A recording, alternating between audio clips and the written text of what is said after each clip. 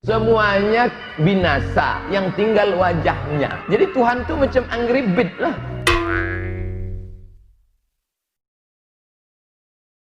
Ini video ini kalau diupload nanti pasti dipotong, di-cut, dikasih judul Abdul Somad pemecah belah umat. Terserah, saya tak takut. Apa takut? Pak Rektor ada. Selama ini kita kan agak cemas juga. Takut nanti diadukannya ke universitas atau sesuatu. Ya, saya tak takut. Eits, tenang dulu guys. Kita bukan kadal gurun yang dikit-dikit teriak pemecah belah umat. Dikit-dikit teriak penista agama. Iya kan? Nah, kalau teman-teman sudah tenang, pada video ini kita akan belajar bersama dengan bahasa yang sederhana untuk mengerti apa sih sebenarnya yang dipermasalahkan Ustadz Abdul Somad.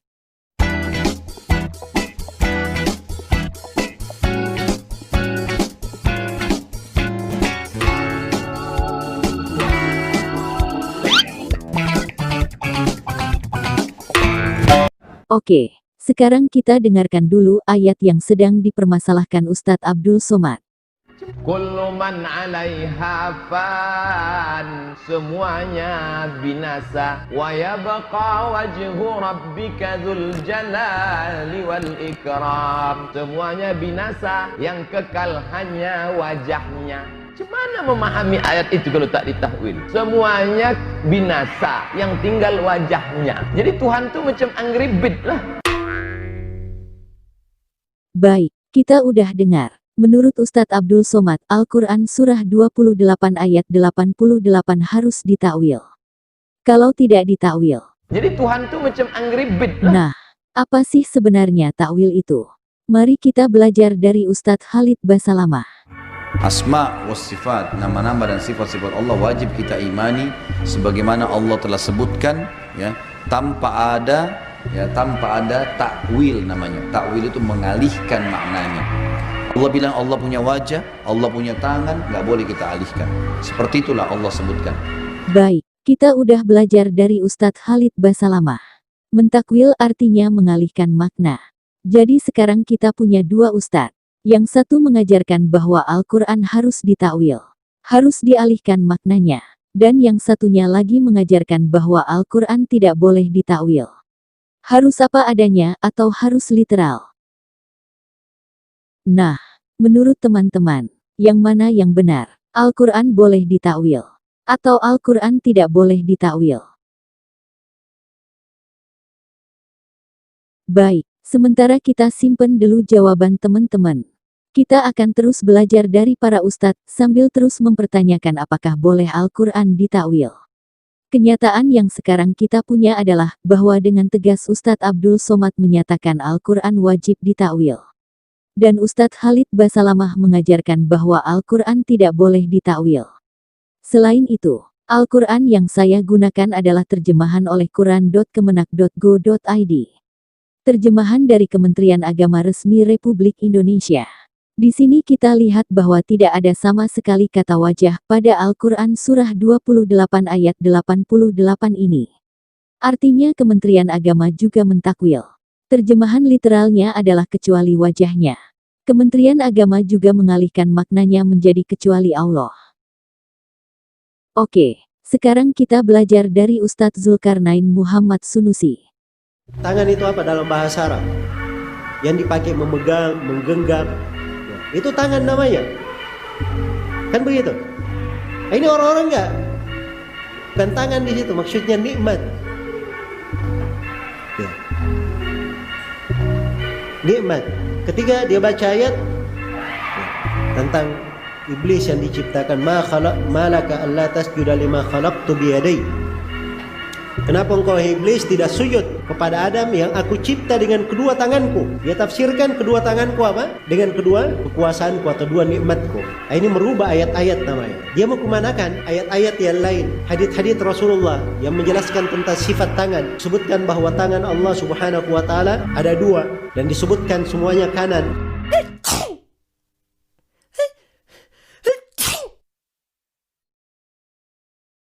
Sebutkan bahwa tangan Allah Subhanahu wa Ta'ala ada dua dan disebutkan semuanya kanan dan disebutkan sifat menggenggam dan diterangkan dalam sebagian riwayat jari jemari. Dia mau kemanakan semua ayat-ayat? nas-nas itu. Ini mentakwil namanya. Dan ini penyakit, ini sumber kesesatan mentakwil itu. Baik, kita udah mendengar dari Ustadz Zulkarnain Muhammad Sunusi bahwa mentakwil itu merubah ayat-ayat dan merupakan penyakit, sumber kesesatan. Mari kita baca Al-Quran Surah 6 ayat 114-115 dalam bahasa Indonesia. Pantaskah aku mencari hakim selain Allah? Padahal dialah yang menurunkan kitab dalam kurung Al-Quran kepadamu secara rinci. Orang-orang yang telah kami beri kitab mengetahui benar bahwa dalam kurung Al-Quran itu diturunkan dari Tuhanmu dengan benar. Maka janganlah kamu termasuk orang-orang yang ragu. Dan telah disempurnakan firman Tuhan dalam kurung Al-Quran dengan benar dan adil. Tidak ada yang dapat mengubah firman-Nya. Dan Dia Maha Mendengar, Maha Mengetahui. Jadi maksudnya begini, kalau ada orang yang mengalihkan makna ayat-ayat Al-Quran, itu artinya dia sedang berperan sebagai hakim selain Allah. Sekaligus membuktikan bahwa Al-Quran bisa dirubah. Tidak benar, dan tidak sempurna. Karena dikatakan bahwa Allah yang menurunkan Al-Quran secara rinci. Tidak dapat diubah, dan sudah diturunkan dengan benar. Contohnya, kalau memang yang di dalam surah 38 ayat 75 ini, maksudnya adalah kekuasaan. Bukan tangan. Kenapa Allah menurunkan ayat tersebut dengan menggunakan kata tangan? Kenapa tidak menggunakan kata kekuasaan aja dari awal? Kalau diturunkan dengan kata kekuasaan, jadi nggak perlu ditakwilkan. Kalau Allah menggunakan kata tangan, lalu orang menggantikannya dengan kekuasaan. Berarti orang itu berkata bahwa Allah menggunakan kata yang kurang tepat. Berarti orang itu lebih benar dari Allah dan lebih benar dari nabinya. Sampai sini paham kan? Kalau Al-Quran ditakwil itu artinya Al-Quran tidak sempurna. Perlu dikoreksi oleh manusia. Nah, jadi kenapa banyak ulama yang mentakwil? Kita dengar dulu argumen dari Ustadz Abdul Somad. Ar-Rahman 'alal 'arsy istawa. Allah duduk, Allah bersemayam di atas aras. Apa diajarkan orang di masjid-masjid sekarang? Al-istiqrar wal julus. Tulis dalam kitab. Nanti saya simpan. Katanya makna istiwa itu al-istiqrar wal julus. Jalasa yajlisu julus. Allah duduk di atas kursi. Itu dibantah oleh sifat 20. Mana yang membantahnya? Qiyamuhu binafsihi. Diajarkan di masjid-masjid. Apa kata dia? Yadullah fauqa aydihim. Tangan Allah di atas tangan mereka. Allah bertangan. Yauma yukshafu an saqin. Allah menyingkapkan betisnya. Allah berkaki. Bi'ayunina, dengan mata kami. Allah bermata. Khalaqna bi'aidin, dengan tangan. Allah bertangan. Itu dibantah oleh sifat 20. Mesti ditakwil. Mana yang membantahnya? Mukhalafatuhu lil hawadis. Jadi, menurut Ustadz Abdul Somad, Al-Quran harus benar-benar ditakwil. Karena kalau tidak ditakwil, maka akan kontradiksi dengan 20 sifat Allah. Apa sih 20 sifat Allah itu? 20 sifat Allah adalah 20 kriteria yang ditetapkan untuk mengetahui sifat Allah berdasarkan Al-Quran. Nah, saya tidak akan menyebutkannya satu persatu. Tetapi saya hanya akan menyebutkan satu saja, yang akan menjadi bahan referensi kita pada topik ini. Yaitu, bahwa Allah berbeda dengan makhluk ciptaan. Dalil atau rujukan sifat ini adalah Quran Surat 112 ayat 4. Tidak ada sesuatu yang setara dengan Dia. Dan Quran Surah 42 ayat 11 tidak ada sesuatu pun yang serupa dengan Dia. Mari sekarang kita belajar dari Ustadz Adi Hidayat kenapa sih Quran harus ditakwil. Menyucikan sifat Allah dari sifat makhluk. Ada yang mengatakan sudah istiwa itu artinya bertempat. Allah punya tempat, tempatnya di aras. Yang punya tempat itu makhluk. Allah tidak dibatasi dengan tempat. Kalau Allah punya batas tempat, artinya Allah sama sifatnya dengan makhluk. Ya, artinya mujassam itu menempat. Kalau sudah punya tempat, berarti menempat sama dengan makhluk. Gak boleh. Kalau Allah kemudian butuh tempat, berarti punya kebutuhan. Sedangkan Allah maha luas, laisa kamitslihi syai'. Allah menempat, berarti butuh tempat. Ketika Allah tidak ada di tempat itu, di mana Allah? Jelas ya? Nah, itu ada masalah dalam akidah. Makanya kalau antum ingin memahami ini, kalau ingin tetap memaksakan tempat, ditakwilkan. Takwilkan. Jangan dipahami demikian, tapi dipahami dengan nilai yang terkait dengannya. Jangan dipahami demikian, tapi dipahami dengan nilai yang terkait dengannya. Apa diantaranya? Istawa, bermakna istaula. Menguasai, mengatur. Aras jangan diartikan dengan bertempat di situ. Ada begitu tidak? Artikan dengan di arasnya itulah Allah mengatur. Menguasai. Menguasai aras, menguasai alam dan sebagainya. Ustaz, ayatnya jelas, ngapain main takwil-takwil? Ada beberapa ayat yang memang kita harus pahami dengan takwil.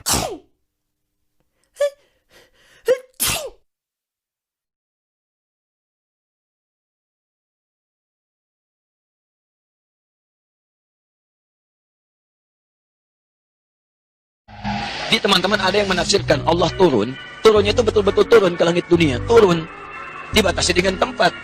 Penafsiran itu menurut saya tidak tepat. Kalau antum ingin artikan sesuai hadis, jangan dibahas bagaimana caranya, sudah biarkan dengan hadisnya. Tapi ketika antum katakan turun ke langit itu benar-benar turun, berarti Allah menempat. Itu mujassam. Paling sederhana saja begini.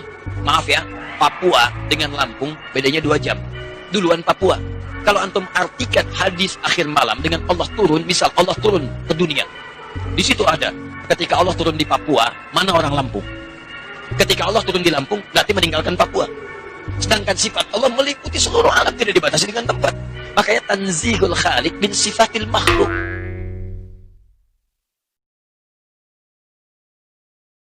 Kita sudah dengar ajaran dari Ustadz Adi Hidayat. Allah duduk artinya Allah bukan duduk. Allah turun artinya Allah bukan turun. Karena Allah tidak sama dengan makhluk. Jadi Allah tidak boleh duduk, tidak boleh turun. Karena kalau Allah duduk dan turun, berarti Allah sama dengan makhluk. Ini yang namanya ditakwilkan. Ustadz Adi Hidayat menyebutnya, mensucikan Allah dari sifat makhluk. Ini juga yang melahirkan pemikiran, bahwa wajah Allah bukan berarti wajah Allah. Tangan Allah bukan berarti tangan Allah. Karena kalau Allah punya tangan dan Allah punya wajah, berarti Allah sama dengan makhluk. Dan dikatakan di dalam Quran surah 28 ayat 88, bahwa semuanya binasa kecuali wajahnya. Kalau semuanya binasa kecuali wajahnya. Jadi Tuhan tuh macam angry bird lah. Nah, jadi gimana? Al-Quran boleh ditakwil? Atau tidak boleh ditakwil? Mari sekarang kita dengar bantahan Al-Quran boleh ditakwil dari Ustadz Firanda. Allah memiliki sifat wajah, dan ini akidah Ahlussunnah wal Jamaah, ya. Allah memiliki sifat wajah. Orang-orang Asy'ariyah, ya,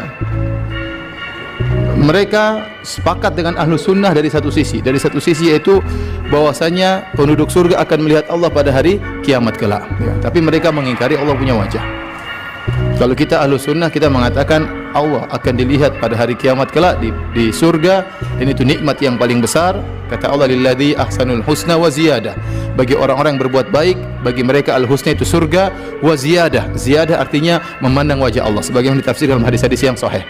Dan hadis-hadis tentang melihat wajah Allah, hadisnya mutawatir, diriwayatkan lebih dari 20 sahabat, bahwasanya kaum mukminin akan melihat wajah Allah pada hari kiamat, dan itu puncak dari segala kenikmatan, ya. Dan kita meyakini Allah punya wajah. Adapun bagaimananya tidak bisa kita bayangkan dan tidak boleh kita bayangkan.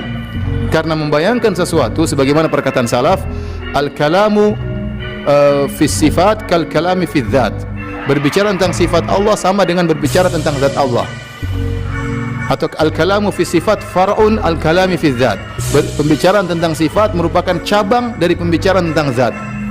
Kalau kita tidak tahu bagaimana zatnya, bagaimana kita tahu kaifiyahnya, bagaimananya? Kalau kita tidak tahu bagaimana zat Allah, bagaimana kita tahu wajah Allah, bagaimana tangan Allah? Kita tidak bakalan tahu. Tapi kita yakin Allah punya wajah. Ya. Baik. Hadirin, mungkin ada orang yang mengatakan, Ustadz, dalam hadis ini wajah itu hanya sekedar kinayah, sebagai apa? Kiasan. Ini sering diucapkan oleh ahlul bidah, orang-orang yang menolak sifat-sifat Allah. Ya. Seperti mereka mengatakan, Ustadz, yang dimaksud dengan tangan hanyalah kenikmatan atau kekuatan. Dan memang dalam bahasa Arab terkadang tangan diartikan dengan apa? Kekuatan. Rajul li alaihi yadun. Saya punya jasa sama dia misalnya, atau saya punya kekuatan.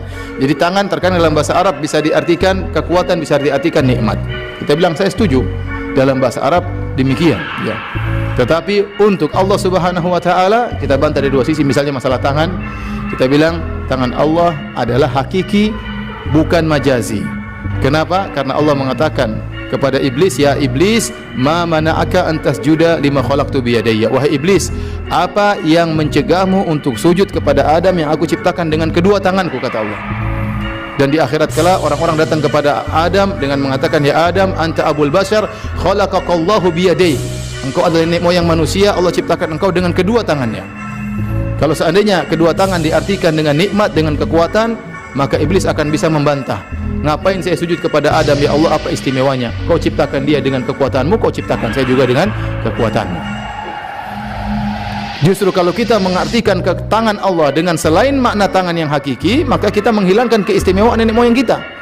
Keistimewaan Adam alaihissalam. Kapan ada Adam alaihissalam menjadi istimewa? Tatkala kita mengartikan kedua tangan Allah dan sebagaimana hakikinya. Tapi bagaimananya kita tidak tahu. Bagaimananya kita tidak tahu. Dan jangan dibayangkan seperti tangan manusia, tidak boleh. Itu namanya tasbih. Kita bilang Allah punya tangan, bagaimananya kita tidak tahu. Ini bantahan yang pertama. Bantahan kedua, ini perhatian yang sangat penting yang disebutkan oleh Syekhul Islam Ibnu Taimiyah rahimahullah dalam kitabnya Bayan Talbisil Jahmiyah. Beliau berkata, tidaklah tangan dikiaskan menjadi kekuatan atau menjadi nikmat kecuali dari zat yang benar-benar punya tangan. Saya bilang misalnya, kenapa kita bilang seorang misalnya pencuri dikatakan tangan panjang? Padahal dia mencuri mungkin bukan pakai tangan, mungkin dia pakai komputer gini saja, tidak perlu tangannya dijulur-julur gini. Karena memang dia asalnya punya tangan atau tidak? Asalnya dia punya tangan. Asalnya dia punya tangan asli, maka kita gunakan tangannya itu sebagai kiasan, sebagai pencuri. Kalau dalam bahasa Arab tangan panjang itu artinya apa? Suka bersedekah, ya. Oleh karena disebutkan dalam hadis tatkala Rasulullah SAW menyebutkan bahwasanya istrinya yang cepat meninggal dunia adalah yang paling panjang tangannya. Maka waktu Rasulullah SAW meninggal, para istri Nabi mengukur-ukur tangannya. Ternyata maksudnya adalah Zainab yang suka bersedekah, ya, suka bersedekah. Maksud saya, tidaklah kita menjadikan tangan sebagai kiasan kecuali dari zat yang benar-benar punya tangan. Kalau nggak punya tangan, ngapain kita bilang tangan? Ya. Seperti yang saya mengatakan, telah datang batang hidungnya, ya. Bukan hidungnya datang sendiri begitu, tidak. Ya, maksudnya hidung itu adalah perwakilan dari seluruh tubuh, dan kita menggunakan ungkapan tersebut bagi zat yang benar-benar punya hidung. Kita nggak pernah bilang datang batang hidung meja, nggak ada, karena meja nggak punya hidung. Paham? Demikian juga seorang mengatakan wajah bisa diartikan zat. Benar, bisa diartikan zat, tetapi hanya digunakan kepada zat yang benar-benar punya apa? Wajah. Saya tidak melihat wajahnya pada hari ini. Maksudnya tidak melihat orangnya secara penuh. Paham? Tetapi kalau orang tersebut asalnya nggak punya wajah, nggak mungkin kita menggunakan kalimat wajah sebagai perwakilan zat. Paham atau tidak poin ini? Ini poin paling penting, ya. Taruhlah kita sepakat bahwasanya wajah itu adalah maksudnya zat, tangan artinya kekuatan, namun kita tidak gunakan lafal-lafal tersebut kecuali kepada zat yang benar-benar punya wajah dan punya apa? Punya tangan. Oke, kita sudah mendengar penjelasan Ustadz Firanda. Sekarang kita belajar lagi dari Ustadz Khalid Basalamah. Makanya Imam Malik rahimahullah pernah ditanya tentang istiwa, bersemayamnya Allah. Bagaimana Allah bersemayam? Kata beliau, beriman tentang itu wajib. Wajib. Dan bagaimananya tidak ada penjelasan, majhul. Dan bertanya tentangnya adalah bid'ah. Nggak boleh bertanya tentang itu. Karena memang kita tidak boleh berbicara di zatnya Allah subhanahu wa ta'ala. Allah subhanahu wa ta'ala juga sudah disebutkan oleh Nabi SAW, jangan berbicaralah kalian di nama-nama dan sifat Allah, jangan bicara di zatnya Allah. Karena memang Allah subhanahu wa ta'ala tidak bisa kita jangkau dengan itu. Baik, jadi menurut Ustadz Khalid Basalamah, umat muslim wajib beriman dan tidak boleh mempertanyakannya. Mempertanyakan berarti bidah. Nah, sekarang saya yang bimbing, supaya kita semua sama-sama paham ya. Dikatakan bahwa Al-Quran adalah wahyu dari Allah yang sempurna dan tidak pernah berubah. Ada yang berpendapat bahwa Al-Quran harus ditakwilkan. Dan ada yang berpendapat bahwa Al-Quran tidak boleh ditakwilkan. Pihak yang berkata boleh ditakwil. Ada Ustadz Abdul Somad dan Ustadz Adi Hidayat. Di pihak yang berkata Quran tidak boleh ditakwil, ada Ustadz Khalid Basalamah, Ustadz Zulkarnain Muhammad Sunusi, dan Ustadz Firanda. Selain itu kita semua melihat kenyataannya bahwa Kementerian Agama juga mentakwil. Jika boleh ditakwil atau boleh diubah maknanya, dan bahkan dikatakan wajib ditakwil, berarti Al-Quran itu tidak sempurna. Dan juga artinya orang-orang yang mentakwilnya lebih hebat daripada Nabi Muhammad. Sedangkan jika tidak boleh ditakwil, berarti Al-Quran hanya boleh dipercaya, tanpa harus dipertanyakan. Mau benar atau salah, ya percaya aja, jangan dipertanyakan. Contohnya, semuanya binasa kecuali wajahnya. Kalau tidak ditakwil, artinya ya memang semuanya binasa kecuali wajahnya. Ya memang benar seperti Angry Bird. Jangan ditanya-tanya, karena bertanya itu bidah. Kalau Allah duduk di atas arsy, kalau tidak boleh ditakwil, ya memang artinya adalah Allah itu seperti makhluk. Jangan bertanya, bertanya itu bidah. Allah punya dua tangan, dan keduanya adalah tangan kanan. Ya memang artinya Allah punya dua tangan, dan kedua tangan kanan. Jangan ditanya, bertanya itu bidah. Jika ternyata Allah benar-benar punya wajah, punya betis, punya dua tangan kanan, maka para ustadz mentakwilnya telah berdusta tentang Allah. Jika ternyata Allah tidak punya wajah, tidak punya betis, tidak punya dua tangan kanan, maka para ustadz yang tidak mentakwilnya juga telah berdusta tentang Allah. Jelas ya? Jadi bagaimana? Sebenarnya Al-Quran boleh ditakwil atau tidak boleh? Kelompok ustadz mana yang telah berdusta tentang Allah? Jadi bingung ya? Begini, Al-Quran dibolehkan atau tidak dibolehkan ditakwil? Yang pasti adalah satu, bahwa sebenarnya Al-Quran itu kontradiksi. Kalau tidak kontradiksi, maka Al-Quran itu harusnya boleh dipertanyakan, bukan hanya dipercaya buta. Kalau tidak kontradiksi, maka tidak perlu ditakwil. Ditakwil itu karena adanya kontradiksi. Dan faktanya bahwa Al-Quran ditakwil. Al-Quran diubah maknanya. Pertanyaannya adalah, apakah para ustadz memberitahukan kalian bahwa Quran di Indonesia adalah Al-Quran karya Hafs yang diresmikan tahun 1924 di Kairo? Atau mereka berkata bahwa Quran yang kalian pegang sekarang adalah Al-Quran karya Nabi Muhammad yang tidak pernah berubah sejak diturunkan? Apakah para ustadz memberitahukan kamu bahwa Al-Quran karya Hafs yang beredar di Indonesia itu memiliki banyak sekali perbedaan dengan Al-Quran karya Warsh, karya Kalun, karya Al-Duri, dan Al-Quran yang lainnya? Atau mereka berkata bahwa Al-Quran di seluruh dunia adalah sama? Kamu tahu kan di dalam Islam itu boleh berdusta. Namanya adalah taqiyah. Jadi di dalam Islam itu boleh berdusta, dan membuat berita hoaks yang bertujuan untuk mendamaikan dan menutupi kelemahan. Jadi atas dasar apa kamu tidak pernah kepikiran untuk menyadari bahwa para ustadz telah berdusta juga kepada kamu untuk mendamaikan dan menutupi kelemahan? Bagaimana? Sekarang mari kita baca berita ini. Ini adalah berita tahun 2018 di republika.co.id. Ulama sepakati perubahan 186 penulisan kata dalam Al-Quran. Kepala LPMQ, Mukhlis M. Hanafi mengatakan Mukernas yang diikuti 110 peserta itu menjadi ajang uji publik terhadap program yang telah dilakukan LPMQ sejak 2016 lalu. Dua program itu adalah: pertama tentang pengembangan Mushaf Al-Quran Standar Indonesia, dari aspek tulisan atau tanda baca. Kedua, tentang terjemahan Al-Quran. Dalam hal pengembangan Mushaf Al-Quran, dia menyebut ulama Al-Quran telah menyepakati perubahan 186 kata dalam Al-Quran Standar Indonesia. Menurut dia, 186 kata dalam Al-Quran itu disempurnakan sesuai dengan kaidah yang ada dalam Rasem Usmani. Kalau disempurnakan, berarti sebelumnya apakah sudah sempurna? Siapakah LPMQ ini? Mereka adalah anggota tim penerjemah Al-Quran Kementerian Agama. Jelas kita lihat bahwa Al-Quran sudah ditakwil, sudah diubah maknanya. Jadi LPMQ ini juga mentakwil Al-Quran. Dalam berita itu dikatakan bahwa mereka mengubah tata cara penulisannya saja. Tetapi bukankah kita selalu diberitahukan bahwa Al-Quran tidak pernah berubah? Walaupun hanya tata cara penulisannya. Namanya berubah, ya berubah. Kenyataannya berubah kok masih dibilang nggak berubah. Apakah ini jujur? Bukankah itu namanya takiyah juga? Nah, apakah kamu masih belum sadar bahwa kamu dipaksa untuk menjadi bodoh? Disuruh percaya aja tanpa boleh bertanya. Disuruh menghafal tanpa tahu maknanya.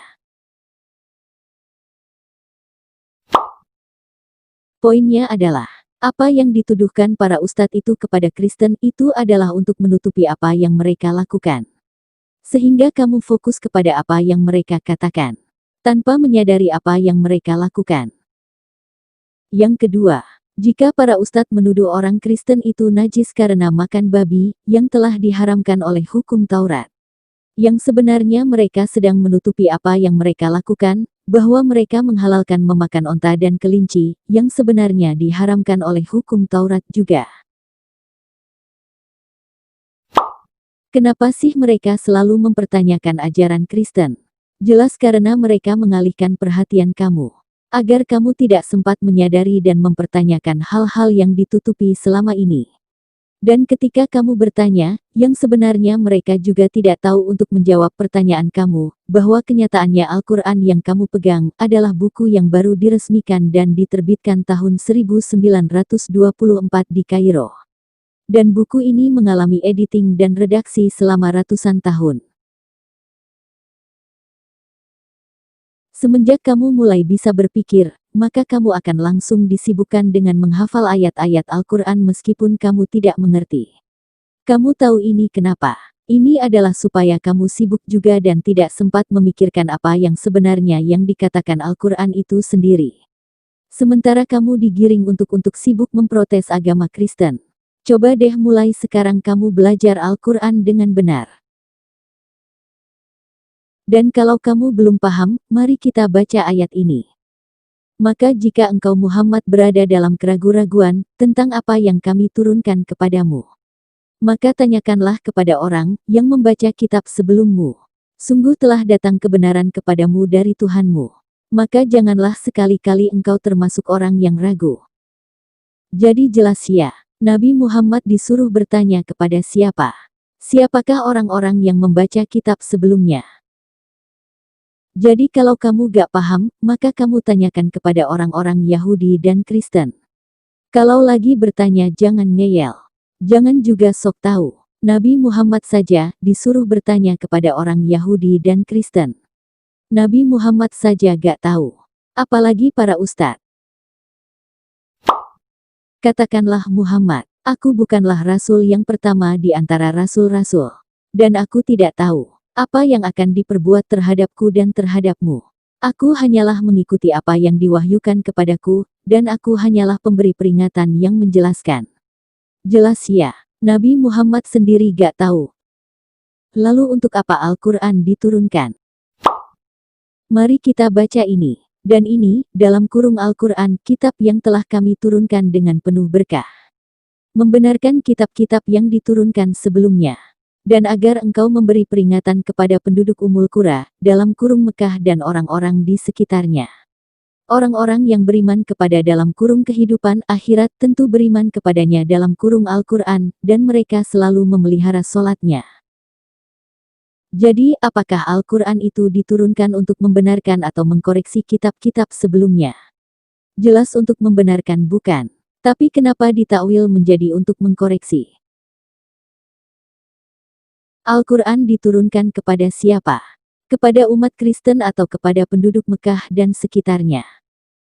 Kamu penduduk mana? Kamu penduduk Mekah dan sekitarnya atau bukan? Apa yang diajarkan para ustadz kepada kamu? Al-Quran diturunkan untuk semua orang di dunia, atau hanya untuk penduduk Mekah dan sekitarnya? Mengapa mereka menyembunyikan ayat ini dari kalian? Kamu lihat sendiri kan? Al-Quran sendiri yang berkata, bahwa Al-Quran sebenarnya diturunkan untuk orang Mekah dan sekitarnya. Dan dalam kurung ingatlah ketika Allah berfirman, wahai Isa putra Maryam, engkaukah yang mengatakan kepada orang-orang Jadikanlah aku dan ibuku sebagai dua Tuhan selain Allah. Orang Kristen mana yang berkata bahwa Isa dan ibunya adalah dua Tuhan selain Allah? Jelas tidak ada. Orang Katolik pun tidak berkata bahwa ibunya Isa adalah Tuhan.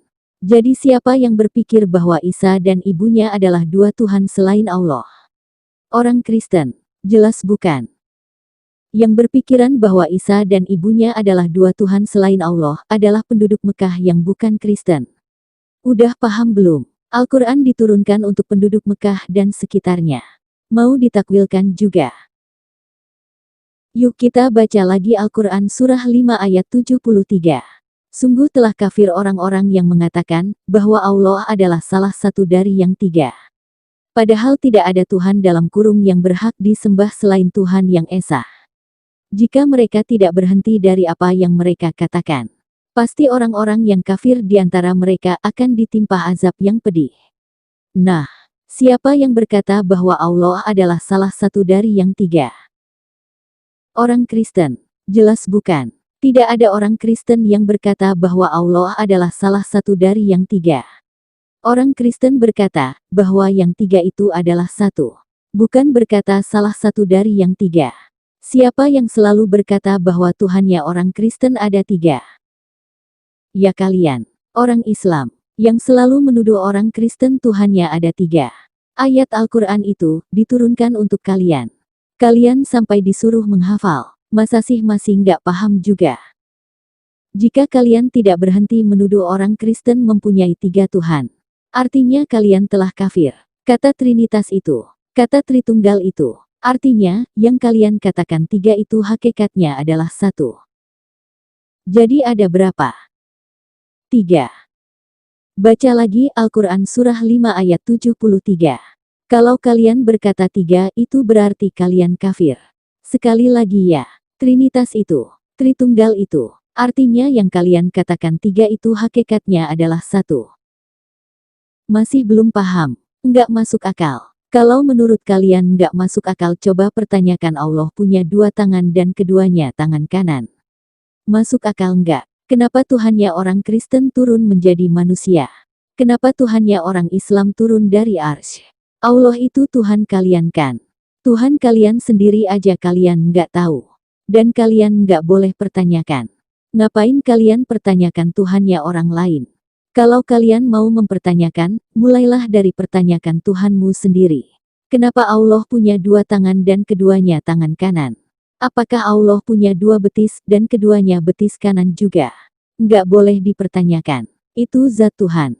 Nah, Trinitas itu adalah zat Tuhan juga. Yang kalian dilarang untuk bertanya. Dan ini menurut kitabmu sendiri. Kalian percaya aja. Jangan dipertanyakan. Kalian bertanya itu bidah. Al-Quran itu kitabnya kalian wahai teman-temanku yang muslim. Yang disuruh berhenti untuk berkata bahwa Tuhan itu tiga adalah kalian. Karena kalian nggak paham, yang kalian katakan tiga itu hakikatnya adalah satu. Masih belum jelas. Al-Quran Surah 4 ayat 171. Ini adalah terjemahan dari Kementerian Agama. Kalian bisa lihat sendiri berapa banyak tanda kurung di situ. Apa artinya tanda kurung? Artinya, itu ditambahkan oleh para ulama kalian. Seharusnya itu tidak ada, tetapi ditakwilkan, diubah maknanya oleh para ulama kalian. Kalau Al-Quran itu sempurna, sebenarnya tidak perlu ditambahkan yang ada di dalam tanda kurung itu oleh tangan manusia. Mari kita baca dalam bahasa Indonesia tanpa ditakwilkan terlalu banyak. Kita buang tanda kurungnya. Sungguh, Al-Masih putra Maryam itu adalah utusan Allah, dan kalimatnya, yang disampaikan kepada Maryam, dan roh darinya. Al-Masih Isa putra Maryam itu adalah apa? Adalah apa aja di situ? Adalah utusan Allah, dan kalimatnya, dan roh darinya. Jadi ada berapa? Ada berapa? 3. Maka berimanlah kepada Allah dan Rasul-Rasulnya, janganlah kamu mengatakan 3. Berhentilah. Udah paham belum? Siapa ahli kitab yang dimaksud di situ? Ya para ustadz kalian, para ahli kitab yang mendakwah kalian. Jadi sekarang udah paham ya? Itulah Trinitas yang terus kalian pertanyakan. Kalau kalian terus berkata 3, kalian itu telah kafir. Dan kalau kalian masih pertanyakan, maka kalian itu bidah. Satu hal lagi yang harus kalian tahu, bahwa bagi Yahudi dan Kristen, kata Allah itu bukan nama Tuhan. Nama Allah orang Yahudi dan Kristen adalah Allah Yahweh. Sedangkan kata Allah yang ada di Alkitab hanyalah kata biasa, yang artinya adalah dewa atau sesembahan. Allah atau ilah juga biasanya digunakan untuk menyatakan dewa berhala, atau Allah berhala atau ilah berhala. Kalau kalian berkata bahwa Allah adalah nama, bahwa Allah adalah benar-benar nama yang kalian sembah, berarti kalian membuktikan bahwa Allah dalam Al-Quran bukanlah Tuhan yang ada di dalam Taurat, Zabur, dan Injil. Kalau kalian ngotot bahwa Allah bukanlah nama Tuhan di dalam Taurat, Zabur, dan Injil, artinya kalian sok tahu. Tuhan kamu sendiri aja kamu nggak tahu punya 2 tangan kanan. Atau kalau kalian berkata bahwa Taurat, Zabur dan Injil yang asli sudah tidak ada, berarti kalian percaya akan adanya kitab yang tidak ada. Dengan kata lain kalian mengaku bahwa kalian menghayal atau halusinasi karena kebanyakan mengkonsumsi pupuk kandang. Sudah berapa banyak takiyah yang diajarkan kepada kalian? Dusta atau takiyah apalagi yang kalian nikmati? Mau sampai kapan? Tidak ada kebenaran di dalam takiyah. Tidak ada kebenaran di dalam dusta. Sampai sini dulu pembahasan kita kali ini. Biasakan untuk mengkonsumsi makanan yang sehat. Dan berhenti mengkonsumsi pupuk kandang. Salam waras.